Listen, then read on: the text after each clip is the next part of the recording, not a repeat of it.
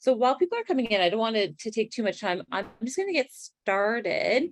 First, I'm going to start off with a land acknowledgement. I just want to acknowledge that the land we settled on and are located on today was originally the traditional territory of many First Nations, including the Mississaugas of the Credit, the Anishinaabe, the Chippewa, the Haudenosaunee, and the Wendat peoples, and is now home to many diverse First Nations, Inuit, and Métis people. I wanted to take a moment to recognize them as the original inhabitants and caretakers of these lands and waters. It's also important to go beyond recognition of their history on this land and acknowledge how they've been treated egregiously by colonizers, the government, and non-Indigenous people at large that results in inequities today. I hope that you can take a moment to think about the land that you are on, why you are there, whether you or your ancestors arrived voluntarily or forcibly, what your relationship to the land is, and how you can honor the original caretakers of the land by seeking equity and justice. With that, I'm going to get started. And so, as I said today, for those of you who came at the beginning, this is going to be a session where we are talking about the certificate program. It's a virtual open house. So we do have about 20 minutes or so where we're going to be discussing what the certificate program actually looks like. But then we're going to open it up to Q&A. And so the first part is going to be recorded, but the second part will not be recorded, just in case you have certain kinds of questions that you feel more comfortable asking without it being recorded. So if you do have questions during part one, you could type them in the chat and we'll address them in part two. And if you'd like to submit your question anonymously, you can always direct message Valentina Gastaldo. You can look for her name in the participant list and do direct message her if you do not want everybody to know that you asked that question. And we will be addressing those in the second half of this. Again, this is very informal. Come as you are. You can come in and out of it if you'd like to. You can view the recording after. This is not a formal training session. This is just for your benefit so that if you do have questions and you want to know more information about our certificate program, we are holding the session for you. A little bit about us, if you don't know who we are the Center for Implementation. We're located in Canada, but we work globally with people in many different fields. So we like to say that we're topic agnostic. We don't stick to one specific field, but what we do really want to hone in on and to really practice is implementation. And we want to make sure that the science of implementation is practical and accessible to people doing many things and trying to make different kinds of impact in different fields.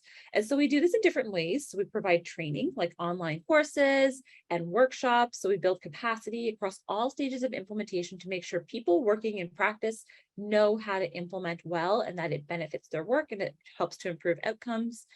And we also provide implementation support in different ways. And so this could look like building implementation infrastructure. It could look like other forms of technical assistance. We help with facilitated planning of different implementation steps. And so that's what we do with certain people and collaborators. We help them to provide that implementation support and to plan that implementation support. So essentially what we're dedicated to is really bridging this gap between implementation science and practice, because we know what works in implementation science, but often that's not getting down or getting to the practical level. So people who have to implement day in and day out in their work don't really know what's happening in the science and don't know how to use it in practical ways. So essentially what we do is we do all of that translation work, that synthesis work, and we try to make things digestible, practical, and easily absorbed into practice so people can do the best they can in implementation.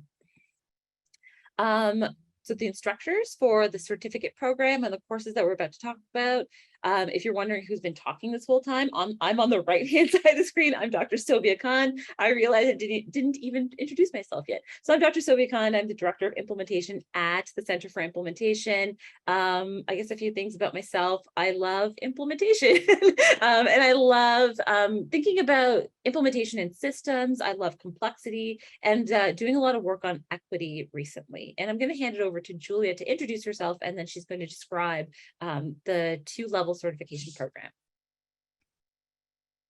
Awesome. Thanks, Sylvia, and welcome everyone. It's so lovely to see lots of familiar faces and lots of new faces and names.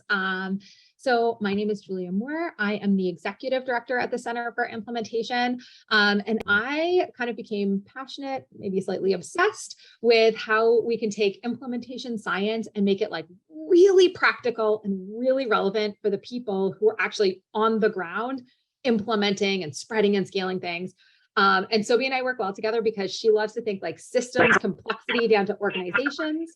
And I love to think about how do we create individual change and embed that within organizations and systems. We kind of like come from these two places and then meet where all the change happens kind of somewhere in the middle.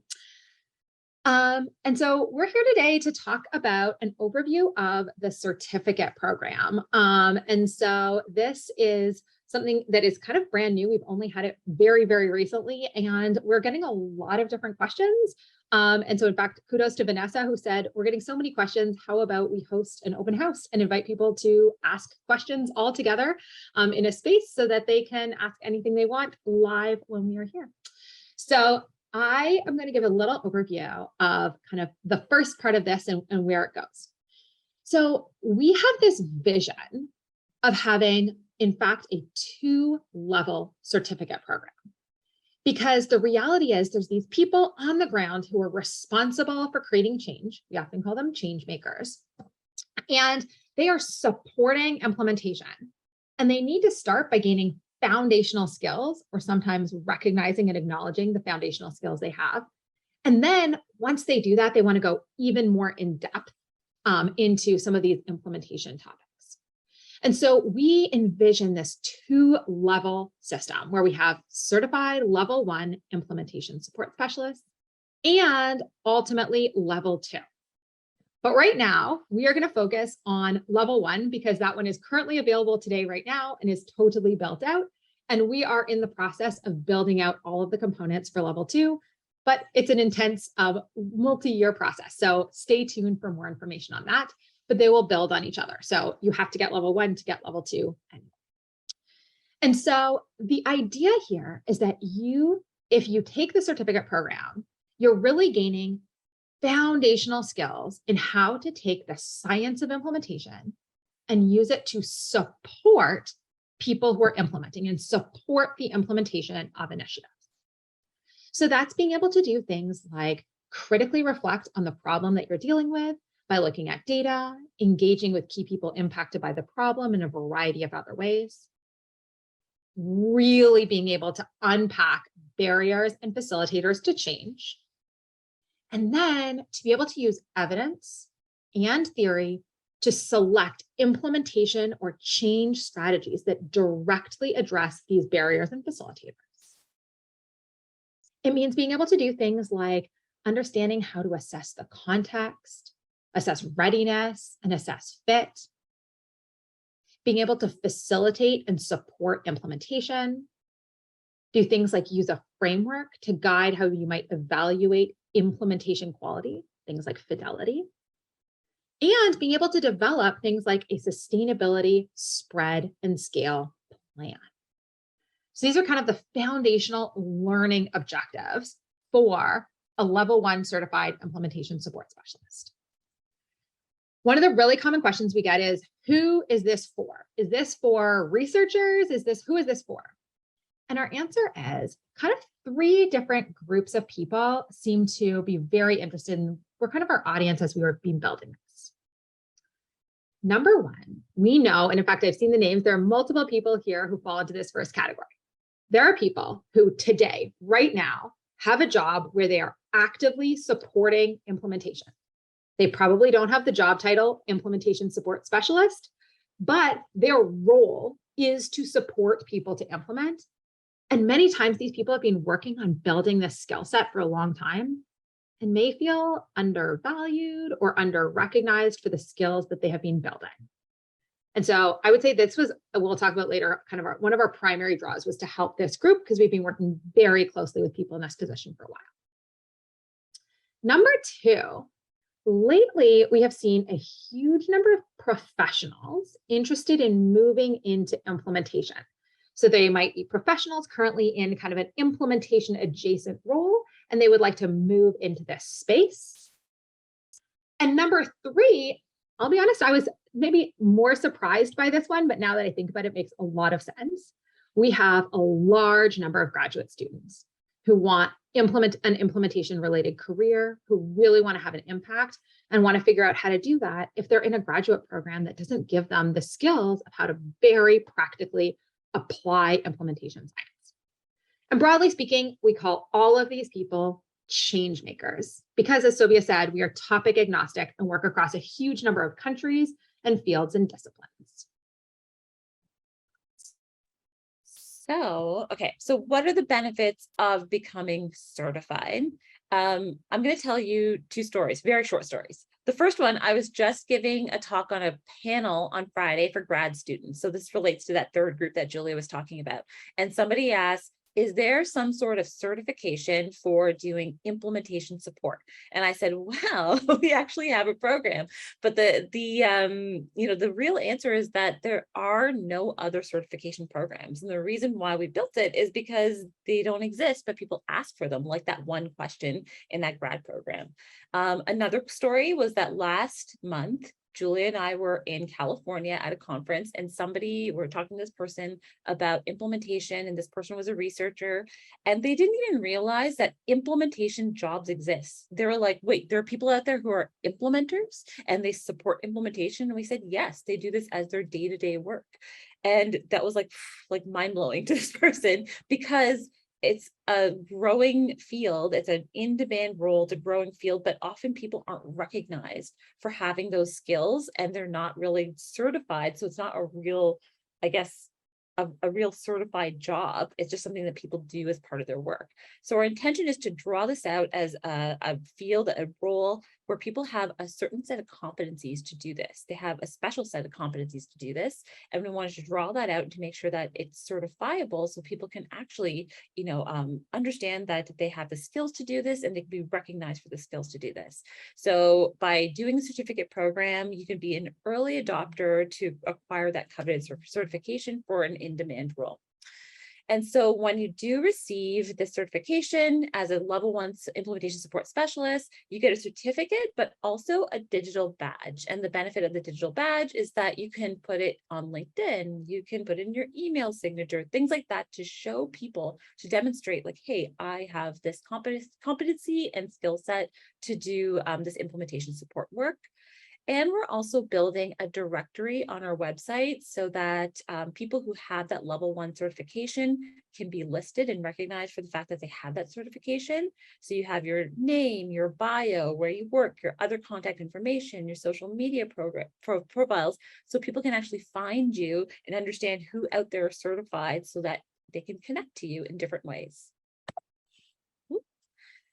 So in order to get the certificate, there are different requirements. And so we're going to be going through the details of this. I'm giving you a very high level overview of what these different components are.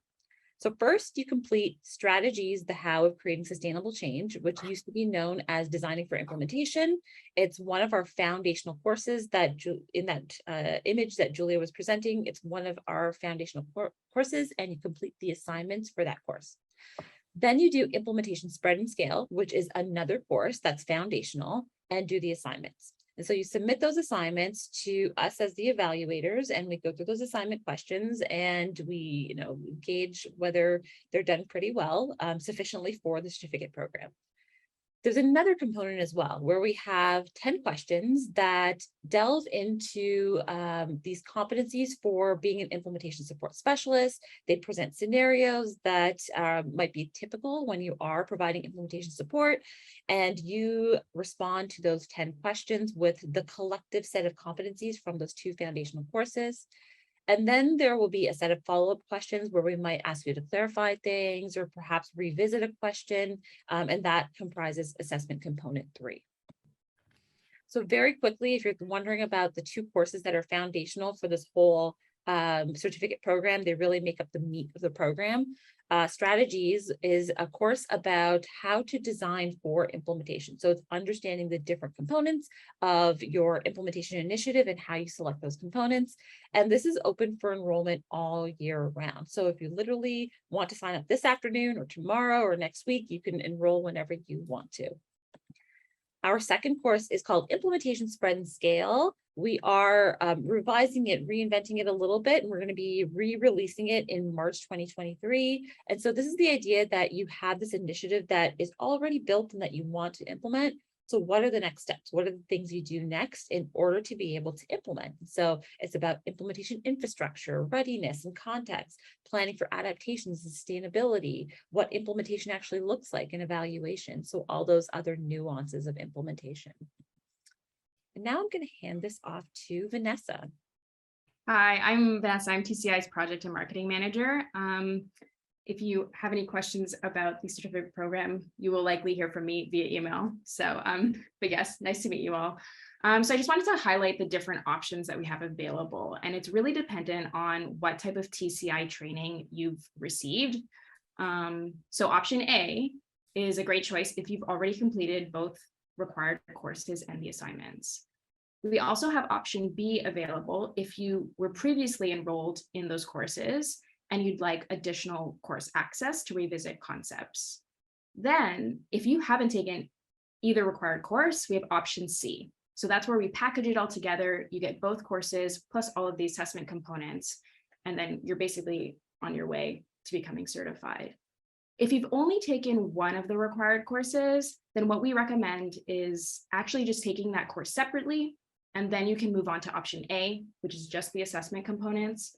Or you can go to option B if you have decided that you still would like a little bit more course access. And this depends on timelines as well, when you'd like to take the courses, how much time you'd like to take to complete them.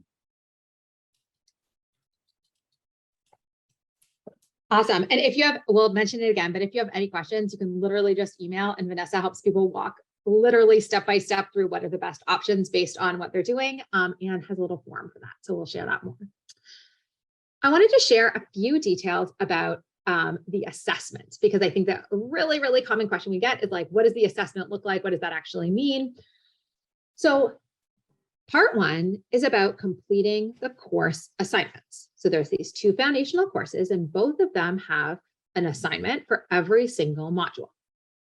These assignments are designed so that you get to literally apply your own work to the concepts that you are learning. Some people ask us, well, what if I'm a student, or what if I don't currently have an initiative? That's when we can help you work on creating a hypothetical case example to think through.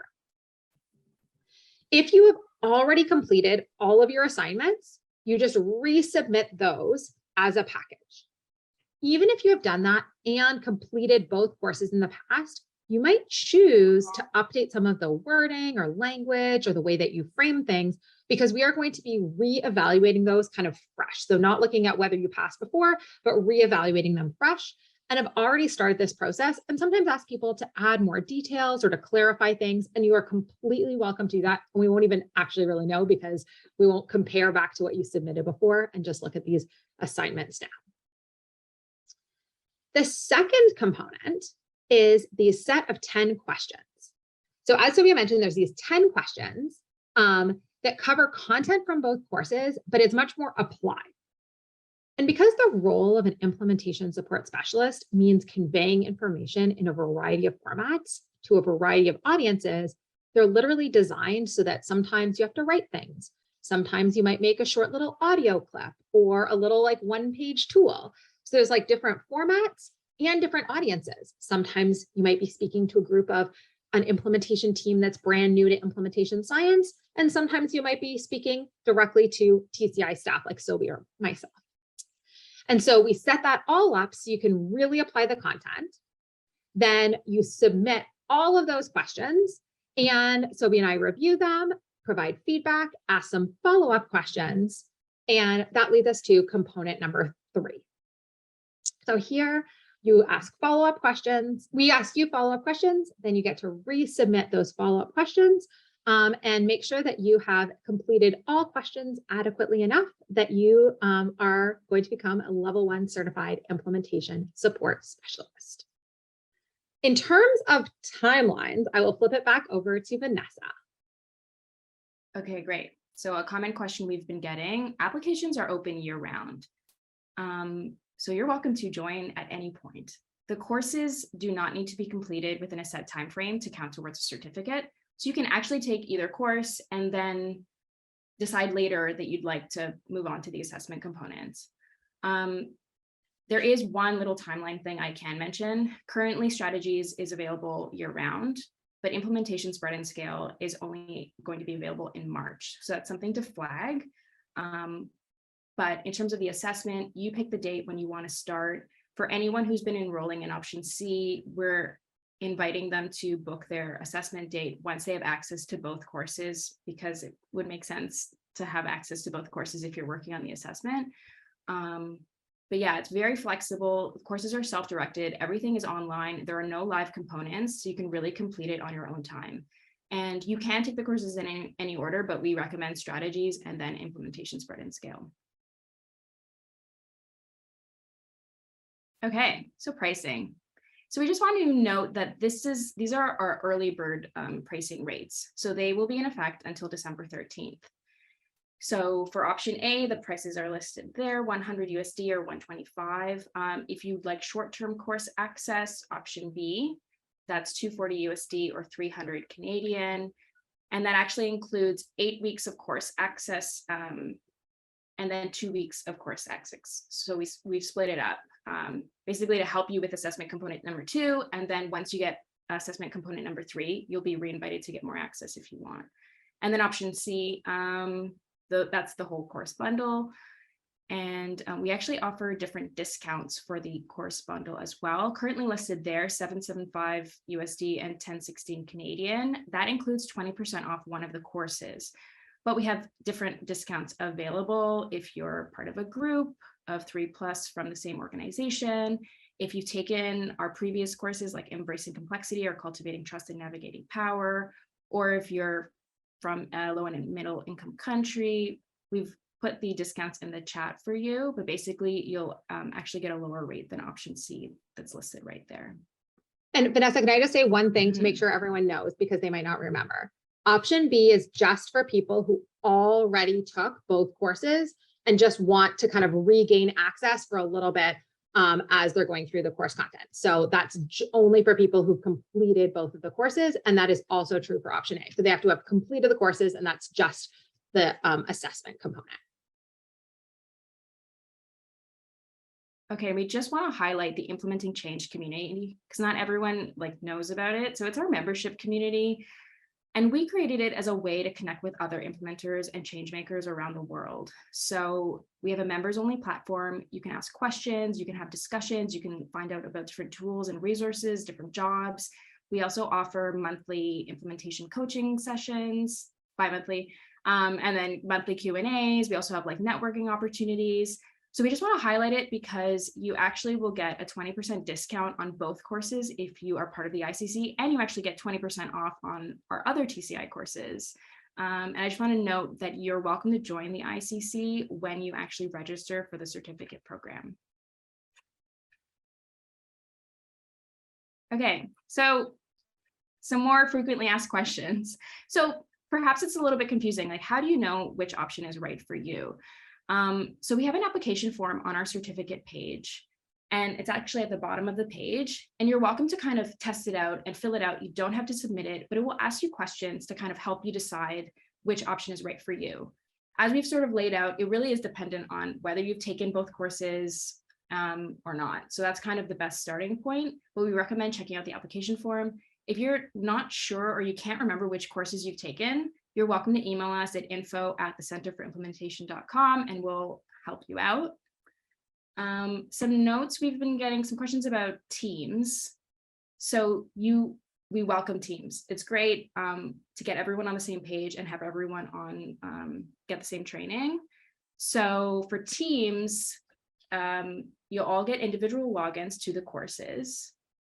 You're also welcome to complete the course assignments as a team. So you'll only have to submit one for each module. And then the assessment components, number 2 and number 3, those will have to be done individually because we'd like to be able to assess a person's specific knowledge and skills. And then in terms of payment, you'd get the 20% group discount. And then we can also combine fees into one to make things really easy, but we can talk more about that via email. And then we have a few other questions pretty much about the certificate, how it was born. So I'll pass that on to Julia and Sobia. Yeah, so I would say, so the last three questions are the ones Sophie and I have gotten a lot over the past couple of months. So we'll sort of share some of our perspectives about how this came to be. So how did this certificate come to be? So I think it was kind of like a confluence of two really big things happening simultaneously. So we spend like our days, our weeks, all the time talking to people who are kind of supporting implementation right now, right? They have a huge range of roles. They work in a huge number of different kinds of organizations, but they are trying to figure out how best to support implementation. And I think feel sometimes devalued, sometimes under-recognized, underappreciated for this amount of work they have put into building and learning new skills. And so we've been training people for like over a decade, but people wanted a little bit more than just training, but to be able to really be recognized for this unique skill set that they have. And so I think from the one hand, like that was definitely driving, like, how could we better recognize this? Simultaneously, people email me every single week. People email me and say, hey, I'm looking to hire, and they use a word that is a different word than implementation support specialist, but often means a person who is going to support implementation. And they say, one, can you recommend someone? Number two, how do I find these people? And number three, how do I know that they have like the skills and competencies to actually do this work if I myself don't have the skills and competencies to do this work? So how would I know that a person is equipped to do this?